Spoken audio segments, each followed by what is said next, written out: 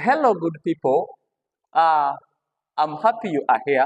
So today, I thought of doing something to do with India because apparently India welcomes so many visitors for the different medical practices, and because it's cost effective and the medical practices or the treatment is effective. So I thought, how have these people built this system to the extent that people from the different parts of the world are coming to India to seek medical advice. So today I bring you history of medicine right from ancient India to apparently the current history time. Of medicine in ancient India has a long-standing history, but of course the clear insights, information, and principles or practices of medicine in ancient India are clearly set out in the sacred texts called the Vedas, and that is during the Vedic period. And these are four in number. One of them is Samveda, Rigveda, Yajurveda, and Atharvaveda. Each of these has at least four divisions, which include Brahmanas, Aranyakas, Upanishads, and then Samhitas. Although some scholars add the fifth one called Upanishads, but the previously mentioned before are the most important one. Each of those had its own description and they detailed information about how different practices were done in ancient India. Of much importance is Atharvaveda, as we shall see as we go on. So, uh, the practice of medicine in ancient India is indifferent from other societies because largely during that time, people believed in the demonic and divine origin of diseases. So this was the same story in India. And for them, they applied magical religious practices to heal people of those diseases and then also expel demons. Some of the practices included appeasing the gods through praying, reciting mantras, wearing amulets, and also games. And of course, all these practices were always spiritualized by use of shlokas by the priests. So the demonic theory and divine theories of the origin of diseases were highly prevalent during the Vedic period, and that was between 1500 BCE to around 800 BCE. But towards the end of the Vedic period, we saw some rational ideas coming up, and this led to the medical theorization of ideas and practices, which again later led to the birth of a more holistic and methodical system of medicine, popularly known as Ayurveda. So Ayurveda, from the Sanskrit language, that is the original language of India, meant a science of life, science of life. So the introduction of Ayurveda or Ayurvedic medical system implied that India was entering a golden period of medicine, which was between 800 BCE to around 1000 CE. And in this, Ayurveda meant a science of life from the Sanskrit language, that's the original language of India. And to them, or according to Indian folks, they believe Ayurveda was sent down from God. That's God Brahma. But the earliest concepts or medicinal practices in this period can be gleaned from accounts of the contemporary Greek travelers to India, Buddhist texts, and also Chanaka's Athastra. Others can be derived from epics, Jatakas, and other accounts, other travel accounts. But to most historians, they always refer to two most important medical treatises of the time, that is Charak Samhita and Shushrit Samhita. Well, we shall talk, talk about this when we are exploring the information about the two important individuals that shaped the medicine world of India. But of course, others also include Abhyantara's Astagandaya that can also be consulted when we are talking about medicine in this golden moment of medicine. Yes, the core India. Principles of the practice of Ayurvedic medicine lay in one of the Vedas that we mentioned, that is Atharva Veda, with its emphasis and reliance on the medicinal practices of plants and other matter.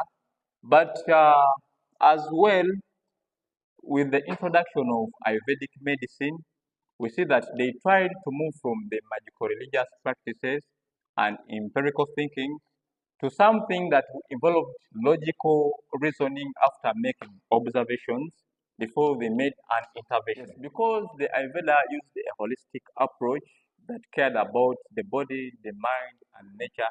They had some theories formulated, and these included they believed the earth was made up of five components, and those are called Pancha Mahabhuta. Then they also believed that the body was comprised of three elementary substances, popularly known as the Tridosa, and these were microcosmic representative of the three divine forces, which included flame, bile, and wind. And of course, in the Indian Indian terms, they are called Kapha, uh, beta, and vata. So anything to do with physiological processes, physical processes, and pathological causation of disease was always explained in relation to the tridosa. In case they were in disequilibrium or disharmony, it implied disease was to develop. But if they were in balance, then there was no disease to develop. Yes. They also had other beliefs that the body was composed of seven tissues, that is subtadatus, and also three waste products called malas. And of course, also this contributed to the drydosa. Uh, Beyond that, we have to see how medicine was practiced and who practiced medicine in ancient India. According to what is written, a person who practiced medicine in ancient India was called a Vedya.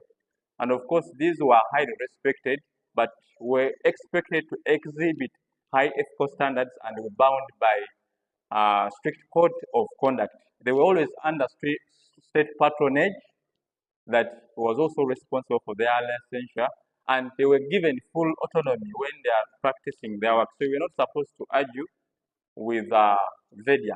As described by Charak or Seshrut, they were supposed to be selfless, they were supposed to be uh, good at memory, they were also supposed to be steady, never boastful of their skills or knowledge, and so many other attributes. And in diagnosis, they were they appeared to use all the five senses. For example, use of hearing to see alterations in the breathing, and also they also used to have a good clinical sense that their prognostic discourse was always on point based on observation, and of course they came up with conclusions. When treating someone, they always visualized that individual as being unique, having a unique constitution, that they customized their diagnosis according of medical history and treatment in a special way. And in another way, treatment was always followed by diet, dictating on the number of meals to have per day, but also cleanliness was a point to note. So beyond treatment that were expected to help individuals reach their spiritual goals of self-emancipation, they were supposed to sensitize communities on how to prevent certain diseases or many communicable diseases. And also, they were required to read philosophical topics so that they were able to communicate between the lay people and then the scholars. Yes. So, before they became Vedyas, they were expected to at least attain basic education and then advance to medical education. And medical education was always carried out by teachers in their ashramas. And of course, the most important and the most iconic university of that time is called Jivaka University. But also other important historical schools like the Vaisheshika and then the Nyaya were important in propelling the principles of Ayurveda. It's a moment that we should talk about the important personalities that shaped the face and the direction of medicine in India. Here we have two most important ones, that is Shishrut and then Charak. To begin with, Shishrut is considered by many as the father of medicine and, of course, plastic surgery, because according to his medical treatise that was developed around the 7th century CE, he spells out so many pioneer techniques of surgery and scores of surgery, about 300 plus, and then informs us of how by that time a surgeon had to be equipped before he went in for a surgery.